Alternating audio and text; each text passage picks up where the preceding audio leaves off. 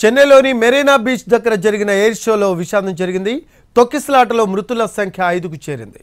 డీహైడ్రేషన్తో 265 మంది అస్వస్థతకు గురయ్యారు. వారంతా ఆసుపత్రిలో చికిత్స పొందుతున్నారు. ఎయిర్ షో చూసేందుకు దాదాపు 15 లక్షల మంది తరలివచ్చారు. ఎయిర్ షో ముగిసిన తర్వాత 15 లక్షల మంది ఒక్కసారిగా రిటర్న్ కావడంతో గందరగోళం ఏర్పడింది. గుంపులుగా ప్రజలు బయటకు రావడంతో ఎటు వెళ్లలేని పరిస్థితి ఏర్పడింది. పబ్లిక్ను కంట్రోల్ చేయలేక పోలీసులు చేతులెత్తేశారు. ఎక్కువగా రద్దీలో ఊపిరాడక రోడ్లపైనే సొమ్మసిల్లి పడిపోయారు చాలామంది. వృద్ధుల పరిస్థితి మరీ దారుణంగా మారింది. ఇసుకేస్తే రాలనంత జనం ఉండటం, జనం మధ్య ఇరుక్కుపోయి ఊపిరందక ఇబ్బందులు పడ్డారు. కొందరు తీవ్ర అస్వస్థతకు గురయ్యారు. ఎన్టీవీ స్క్రీన్పై ఎక్స్క్లూజివ్ దృశ్యాలు చూస్తూ ఉన్నాం.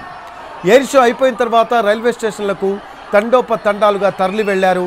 ఒక్కసారిగా రద్దీ పెరగడంతో తొక్కిసలాట జరిగింది. దానికి సంబంధించిన దృశ్యాలు చూస్తూ ఉన్నాము.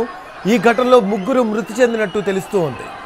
ఎయిర్ షోకు వచ్చే ప్రజల కోసం తమిళనాడు ప్రభుత్వం ముందస్తు ఏర్పాట్లు చేయకపోవడం వల్లే ఈ పరిస్థితి ఏర్పడిందని అంటున్నారు.